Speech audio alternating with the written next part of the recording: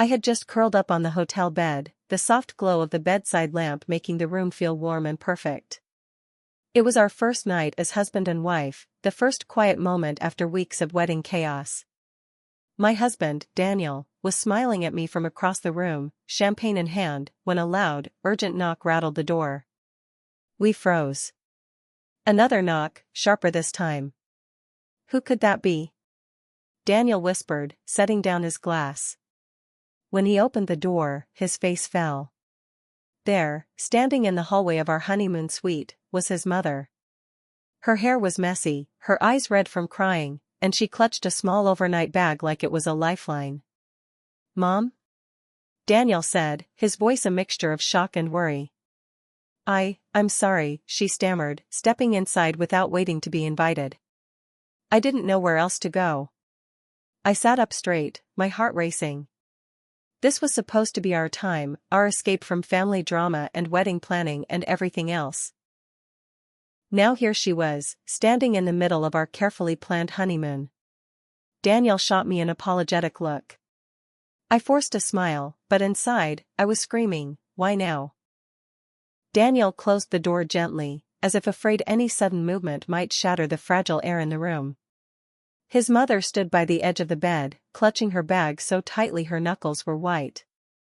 "Mom, what happened?" he asked softly. She sank into the armchair by the window, her shoulders slumping as if she had been holding herself together for too long. "Your father and I had a fight," she said, her voice shaking. "A bad one. I couldn't stay there tonight." I stayed quiet, my hands resting in my lap, torn between sympathy and resentment. This was the 1 week we had carved out just for us, and now it felt like it was slipping away. Daniel rubbed the back of his neck, clearly struggling. "Mom, this is our honeymoon," he said carefully. "I know," she said quickly, her eyes filling with fresh tears. "And I wouldn't be here if it wasn't serious. I didn't want to ruin this for you."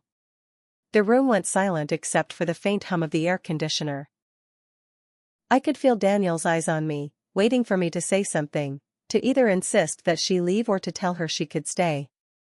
Inside, I was battling myself. Part of me wanted to protect this time we had waited so long for. But another part of me saw something I hadn't seen before, a woman who wasn't just my mother-in-law, but a wife, a person hurting, seeking comfort. Daniel knelt beside his mom's chair and gently took her hand. "Let's just sit for a minute, okay?" he said, his voice full of quiet concern. And in that moment, I knew what I had to do. I got up, walked to the small table by the minibar, and began making tea. It was a small gesture, but it was the first step toward letting her stay, and toward opening my heart. The steam from the teacup curled softly in the air as I set it down on the table next to her. She looked up at me, surprised, as if she had expected anger, or maybe cold silence. "Here," I said gently. "It might help you feel a little better." Her lips trembled as she whispered, "Thank you." Daniel and I sat with her, the three of us gathered in a little circle on the carpeted floor. At first, no one spoke. The only sound was the faint clink of the spoon against her cup. Then, like a floodgate opening, she began to talk.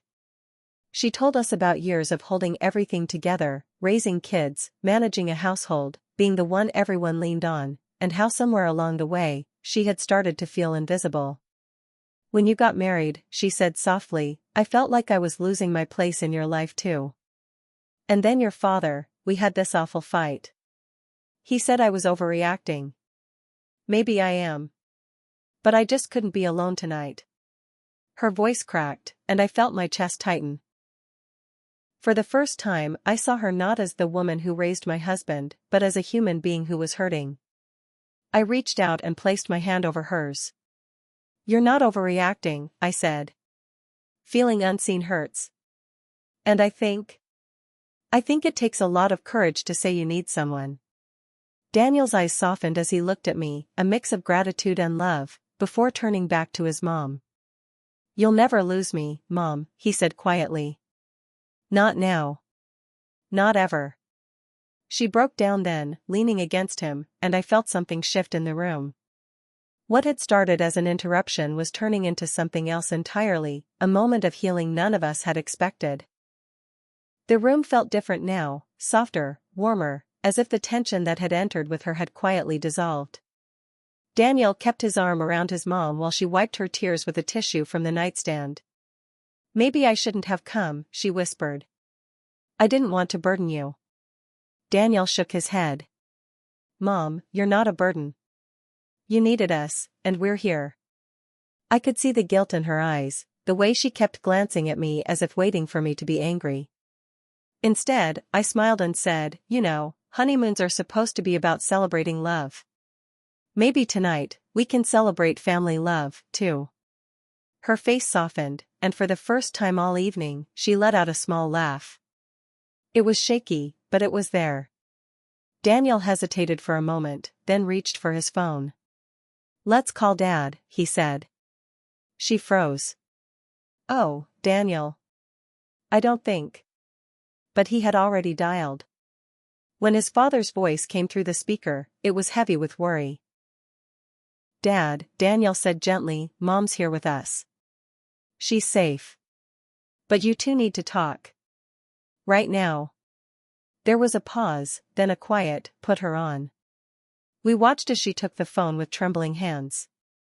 Her voice was soft but firm as she spoke, telling him how hurt she felt, how lonely she had been for years.